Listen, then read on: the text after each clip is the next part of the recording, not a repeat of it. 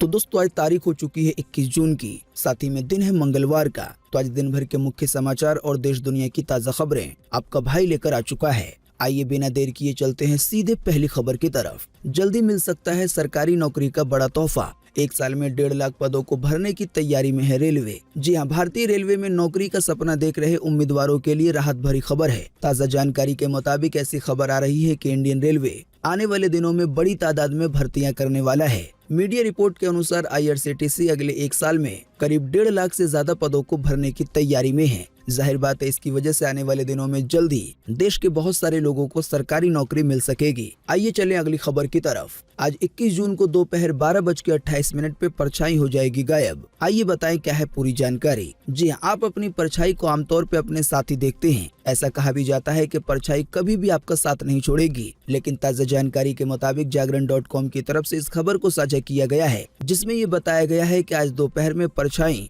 थोड़ी देर के लिए साथ छोड़ देगी। दरअसल बताया गया है कि सूर्य के उत्तरी गोलार्ध में कर्क रेखा पर लंबवत होने के कारण ऐसा होगा। बिल्कुल आसान सी भाषा में बताएं तो आज सूरज की एक ऐसी सिचुएशन बनेगी जिसकी वजह से 12:28 पे थोड़ी देर के लिए परछाई गायब हो जाएगी। साथ ही ये भी बताया गया है आज 21 जून का दिन साल का सबसे बड़ा दिन होगा, साथ ही में साल की सबसे छोटी रात होगी। आइए चलें अगली खबर की तरफ। टेलीग्राम की प्रीमियम सर्विस हुई शुरू। आइए बताएं हर महीने कितने देने होंगे पैसे। जी हां, मल्टीमीडिया मैसेजिंग ऐप टेलीग्राम की प्रीमियम सर्विस फाइनली लॉन्च हो गई है। ताज़ा जानकारी के मुताबिक प्रीमियम सर्विस के साथ यूजर को 4 GB तक की फाइल को अपलोड करने की सुविधा मिलेगी। इसके अलावा फास्ट डाउनलोड और वॉइस मैसेज को टेक्स्ट में बदलने का भी मौका मिलेगा। हालांकि ये कीमत अभी आईफोन यूजर के लिए है। एंड्रॉइड यूजर के लिए प्रीमियम प्लान की कीमत के बारे में जानकारी अभी नहीं दी गई है। आइए चलें अगली खबर की तरफ। कार की जोरदार टक्कर के बाद हुई बाइक सवार की मौत। बेटे के जन्मदिन का सामान लेने निकला था, घर पे 200 मेहमान कर रहे थे इंतजार। इससे जुड़ा एक वीडियो सोशल मीडिया पे हो रहा है वायरल। इसकी एक छोटी सी झलक आप भी देख सकते हैं अपनी स्क्रीन पर।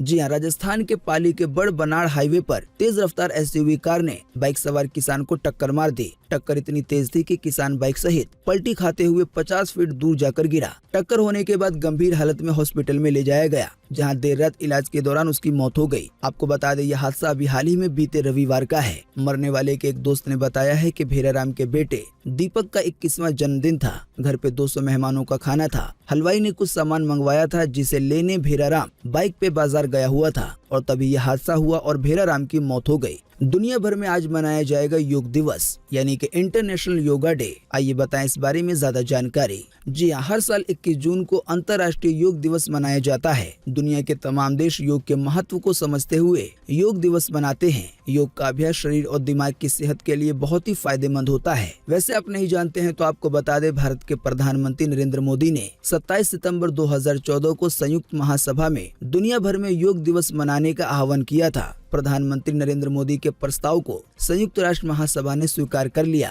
और फिर इसके बाद अगले ही साल यानी कि 2015 से हर 21 जून को योगा दिवस मनाया जाने लगा। आइए चलें अगली खबर की तरफ। अग्निपथ योजना पे उग्र प्रदर्शन के बाद सरकार के रडार पर है कई कोचिंग सेंटर। खान सर समेत 5 संचालकों के यहाँ आयकर विभाग ने की है छापेमारी। जी हाँ, केंद्र सरकार की अग्निपथ योजना के विरोध में बिहार में फैली हिंसा के बाद अब कई कोचिंग सेंटर सरकार की रडार पे आ गए हैं। ताज़ा जानकारी के मुताबिक आयकर विभाग ने अभी हाल ही में बीते सोमवार को रिपोर्ट के मुताबिक 5 कोचिंग संस्थानों के 8 ठिकानों पर आयकर विभाग ने छापेमारी की है। राजधानी पटना के अलावा भी मसौड़ी में, मुजफ्फरपुर में, पुनपुन में और आरा जिले में भी कोचिंग संचालकों के यहाँ पे छापेमारी की गई है। वैसे आप नहीं जानते हैं तो आपको बता दें कि कुछ कोचिंग संचालकों के खिलाफ सेना की अग्निपथ योजना को लेकर अभ्यर्थियों को भड़काने का आरोप है। यानी कि अग्निपथ योजना को लेकर जो भयंकर हिंसा देखने को मिली, तो इसके बारे में कहा जा रहा है कि कई सारे ऐसे कोचिंग सेंटर हैं जो कि युवाओं को भड़का रहे हैं और इसी की वजह से युवा प्रदर्शन के दौरान दंगे फसाद और हिंसा तक कर रहे हैं। साथ ही रिपोर्ट के मुताबिक छापेमारी में इन सभी कोचिंग सेंटर से टैक्स के चोरी से जुड़े कुछ कागजात मिले हैं। फिलहाल आयकर विभाग इसकी छानबीन कर रहा है। ज्यादा गड़बड़ हुई तो आने वाले दिनों में जाहिर बात है कार्रवाई भी हो सकती है।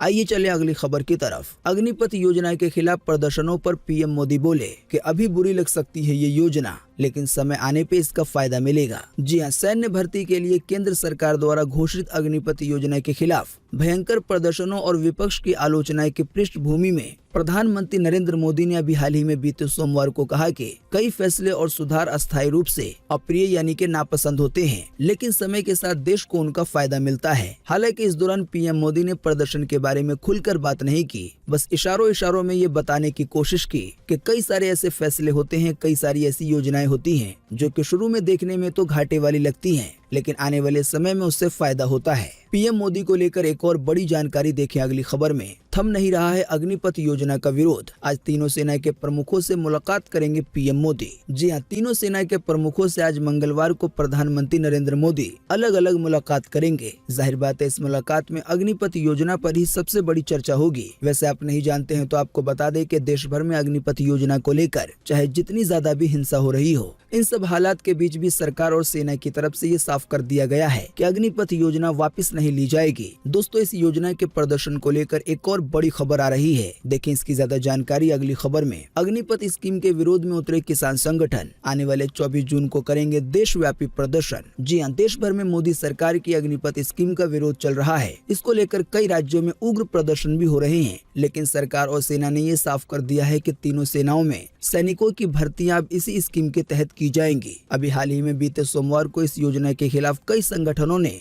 भारत बंद का ऐलान किया था, लेकिन ये कोई खास ज्यादा कामयाब नहीं हो पाया। पर अब ये ताज़ा जानकारी आ रही है कि संयुक्त किसान मोर्चा ने इस स्कीम के विरोध का फैसला लिया है। जानकारी के मुताबिक राकेश टिकैतवाला जो किसानों का संगठन है, अब वो इस योजना के खिलाफ प्रदर्शन करेगा और आंदोलन करेगा। देखिए प्रदर्शन और हिंसा को लेकर एक और बड़ी खबर अगली खबर में। अग्निपथ योजना उपद्रवियों से वसूले जाएंगे 13 लाख रुपए। वाराणसी पुलिस ने 27 प्रदर्शनकारियों की बनाई है लिस्ट। सेना को भेजी जाएगी ये सूची। जी हां, उत्तर प्रदेश में अग्निपथ योजना को लेकर तोड़फोड़, आगजनी और उपद्रव करने वालों की सूची तैयार की जा रही है। हिंसा में जिन जिन उपद्रवियों के नाम सामने आए हैं, उनकी सूची तैयार करके भारतीय सेना के कार्यालय को भेजी जा रही है। वैसे आप नहीं जानते हैं तो आपको बता दें, अभी हाल ही में बीते रोज सेना के प्रमुख की तरफ से ये बताया गया कि जिन भी लोगों के बारे में ये साबित हो जाएगा कि उन लोगों ने हिंसा की है या कोई तोड़फोड़ की है, तो उनको सरकारी नौकरी नहीं दी जाएगी। इसी की वजह से वाराणसी की पुलिस ने ऐसे लोगों की सूची तैयार की है जिन लोगों ने इस योजना के खिलाफ हिंसा की, तोड़फोड़ की। साथ ही ये भी जानकारी दी गई है कि वाराणसी में तोड़फोड़ की वजह से लगभग 13 लाख का नुकसान हुआ है और अब ये नुकसान इन्हीं उपद्रवियों से वसूला जाएगा। साथ ही आपको बता दें, इन सब बवाल के बीच अग्निपथ योजना में भर्ती के लिए नोटिफिकेशन जारी कर दिया गया है। अगले महीने यानी कि जुलाई से रजिस्ट्रेशन शुरू हो जाएंगे। दोस्तों, अगली खबर के बारे में बताने से पहले आपके लिए एक बड़ा सर्वे और एक बड़ा सवाल। अगर आप इसमें हिस्सा लेंगे और इसका जवाब देंगे तो इससे काफी कुछ पता चलेगा। दोस्तों, जैसा कि आप जानते हैं, पीएम मोदी की सरकार समय समय पे कई तरह की योजनाएं लॉन्च करती रहती हैं। कई योजनाओं को लेकर तो कोई बवाल नहीं होता, लेकिन कई स्कीम या कई फैसलों को लेकर काफी बड़ा बवाल देखने को मिलता है। तो दोस्तों, इसी के बीच आपको इसी वीडियो के नीचे कमेंट बॉक्स में कमेंट करके बताना है कि जब से पीएम मोदी की सरकार सत्ता में आई है, तब से ऐसी वो कौन सी योजना है जिसने देश को सबसे ज्यादा फायदा दिया है। आप अपना जवाब इसी वीडियो के नीचे कमेंट बॉक्स में लिख सकते हैं वीडियो को पूरा देखने के बाद। देखिए इसकी ज्यादा जानकारी अगली खबर में। सेना में 5 ग्रेड्स पे होगी अग्निवीरों की भर्ती। जुलाई से शुरू होंगे रजिस्ट्रेशन। 8वीं पास वालों को भी मिलेगा मौका। जी हां, वायुसेना के बाद अब आर्मी ने भी अग्निपथ योजना के तहत भर्ती के लिए सोमवार को यानी कि अभी हाल ही में बीते रोज नोटिफिकेशन जारी कर दिया है। ताज़ा जानकारी के मुताबिक अग्निवीरों की भर्ती के लिए जुलाई से रजिस्ट्रेशन शुरू हो जाएंगे। नोटिफिकेशन के मुताबिक इसमें 8वीं और 10वीं पास युवा भी अप्लाई कर सकते हैं। ऑनलाइन रजिस्ट्रेशन करने के लिए या ज्यादा जानकारी प्राप्त करने के लिए इंडियन आर्मी से जुड़ी जो ऑफिशियल वेबसाइट है joinindianarmy.nic.in, इसको विजिट किया जा सकता है। आइए चलें अगली खबर की तरफ। ईडी ने राहुल गांधी को आज फिर बुलाया। 4 दिन में 42 घंटे पूछताछ कर चुकी है एजेंसी। कई सवालों से संतुष्ट नहीं है जांच अधिकारी। जी हां, मनी लॉन्ड्रिंग केस में पूछताछ के लिए राहुल गांधी को प्रवर्तन निदेशालय यानी कि ईडी ने आज मंगलवार को एक बार फिर से पूछताछ के लिए बुलाया है। अभी हाल ही में बीते सोमवार को भी 12 घंटे तक पूछताछ की गई थी। वैसे आप नहीं जानते हैं तो आपको बता दें, नेशनल हेराल्ड मनी लॉन्ड्रिंग मामले में राहुल गांधी से 4 दिनों में करीब 42 घंटे की पूछताछ हो चुकी है। साथ ही आपको बता दें, इसी मामले में जल्दी कांग्रेस की अध्यक्ष सोनिया गांधी से भी पूछताछ की जाएगी परसों 23 जून को। आइए चलें अगली खबर की तरफ। सिंगर मूसेवाला को 6 शूटर्स ने मारी थी गोलियां। साथ ही खुलासा हुआ है कि अगर फायरिंग में नहीं मार पाते तो ग्रेनेड से कर सकते थे अटैक। साथ ही मर्डर के बाद गैंगस्टर बराड़ को कहा गया था काम हो गया है। जी हां, पंजाबी सिंगर सिद्धू मूसेवाला की हत्या के मामले में शार्प शूटर प्रियव्रत फौजी और कशिश को दिल्ली पुलिस ने गिरफ्तार किया है। ताज़ा जानकारी के मुताबिक मूसेवाला की हत्या को लेकर दिल्ली पुलिस की तरफ से कई बड़े खुलासे किए गए हैं। दिल्ली पुलिस ने खुलासा किया है कि मूसेवाला की हत्या में कुल 6 शार्प शूटर थे। यानी कि 6 गोली चलाने वाले थे, जो कि कोरोला और बोलेरो गाड़ी में सवार होकर आए थे। दिल्ली पुलिस ने यह भी खुलासा किया है कि अगर हथियार फेल हो जाते या मौके पे कोई दूसरा खतरा होता तो शार्प शूटर मूसेवाला को मारने के लिए ग्रेनेड का भी इस्तेमाल कर सकते थे। सिद्धू मूसेवाला की हत्या के केस में कई आरोपियों को गिरफ्तार कर लिया गया है, वहीं ये गिरफ्तारी अभी भी चल रही है। आइए चलें अगली खबर की तरफ। हिमाचल में रोपवे पे फंसे 11 लोग बचाए गए। 5 घंटे तक बीच रास्ते अटकी रही केबल कार। रेस्क्यू के दौरान शिमला चंडीगढ़ हाईवे भी हो गया जाम। जी हिमाचल प्रदेश के सोलन जिले के परवाणु स्थित टिम्बर ट्रेल रोपवे यानी कि केबल कार में सोमवार को 11 लोग फंस गए। इन सभी को रस्सी के सहारे रेस्क्यू करके बाहर निकाला गया। अच्छी बात ये रही कि सभी लोग सुरक्षित हैं। जानकारी के मुताबिक रोपवे की ये ट्रॉली 5 घंटे से भी ज्यादा समय तक 120 फीट की ऊंचाई पे अटकी रही। साथ ही रेस्क्यू ऑपरेशन के दौरान शिमला चंडीगढ़ नेशनल हाईवे पे ट्रैफिक रोक देने की वजह से दोनों तरफ लंबा जाम लग गया। आइए चलें अगली खबर की तरफ। कोर्ट ने दिया आमिर लियाकत के पोस्टमार्टम का आदेश। कहा शव को कब्र से बाहर निकालकर किया जाए पोस्टमार्टम। जी हाँ, पाकिस्तानी टीवी होस्ट और सांसद रहे आमिर लियाकत की जिंदगी की तरह मौत भी विवादों में उलझ गई है। उनकी मौत को लेकर कई तरह के कयास लगाए जा रहे हैं, जिनमें हत्या की साजिश का भी एक एंगल सामने आया है। इसी के मद्देनजर पाकिस्तान की एक कोर्ट ने लियाकत के शव को कब्र से बाहर निकालकर पोस्टमार्टम करने का आदेश दिया है। आमिर लियाकत की अभी हाल ही में मृत्यु हो गई थी। उनकी तस्वीरें आप देख सकते हैं अपनी स्क्रीन पर। आइए चलें अगली खबर की तरफ। पैन कार्ड के बाद अब वोटर ID कार्ड को भी आधार से करना होगा लिंक। आइए बताएं पूरी जानकारी। जी हाँ, भारत सरकार आधार को लगातार मजबूत दस्तावेज के तौर पे पेश कर रही है। कई योजनाओं से जोड़ने के बाद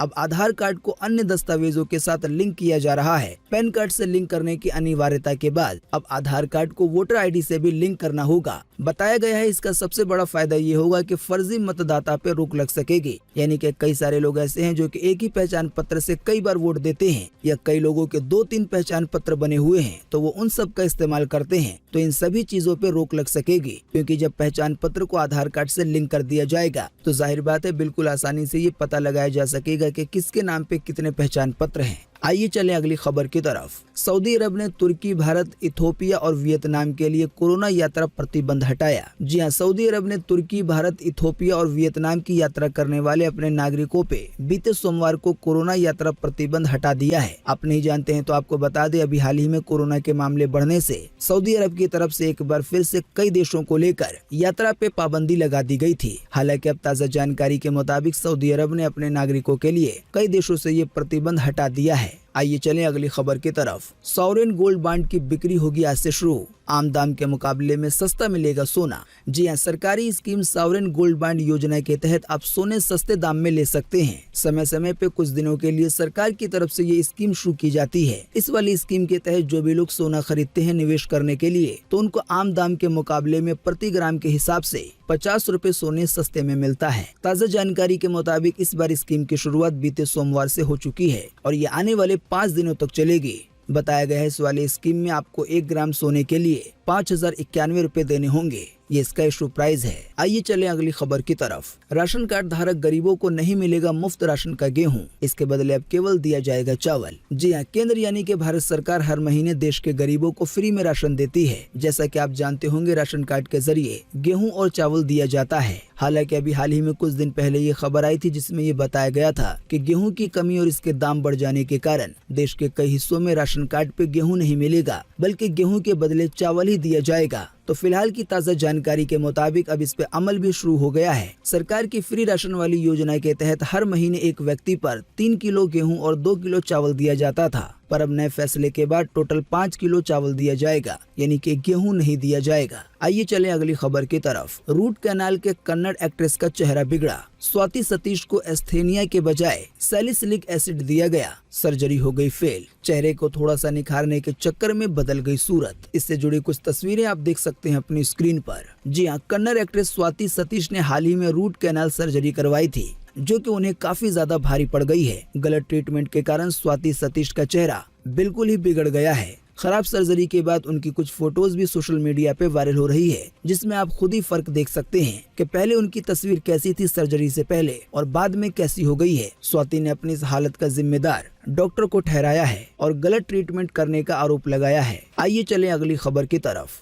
माँ बाप ने 30,000 में बेच दिया बच्चा। नशेड़ी पिता और आशा बहू की घिनौनी करतूत आई सामने। जी हाँ, उत्तर प्रदेश के मोहम्मदी कोतवाली के क्षेत्र की पुलिस चौकी रहरिया के दूल्हापुर गांव निवासी एक व्यक्ति द्वारा बच्चा बेचे जाने का मामला सामने आया है। जानकारी के मुताबिक इस घटना से नाराज सिख समुदाय के लोगों ने रहरिया चौकी पे इकट्ठा होकर आपत्ति जताई और विरोध किया। मामले में एक आशा की भूमिका सामने आई है, जिसे पकड़ने के लिए दबिश दी गई है। हालांकि बेचे हुए बच्चे को अब बरामद कर लिया गया है। जानकारी के मुताबिक केवल 30,000 रुपए में बच्चे को बेच दिया गया था। आइए चलें अगली खबर की तरफ। केंद्रीय इलेक्ट्रॉनिक और सूचना प्रौद्योगिकी मंत्रालय के अधीन CMET में निकली है भर्ती। आने वाले 15 जुलाई तक कर सकेंगे अप्लाई। जी हाँ, केंद्रीय इलेक्ट्रॉनिक सूचना प्रौद्योगिकी मंत्रालय के अधीन centre for materials for electronic technology यानी कि CMET ने नोटिफिकेशन जारी करके कई पदों पे भर्तियां निकाली है। इस वैकेंसी में आवेदन करने की अंतिम तारीख 15 जुलाई 2022 है। तो जो भी लोग इसमें आवेदन करना चाहते हैं या इस वाली वैकेंसी के बारे में ज्यादा जानकारी प्राप्त करना चाहते हैं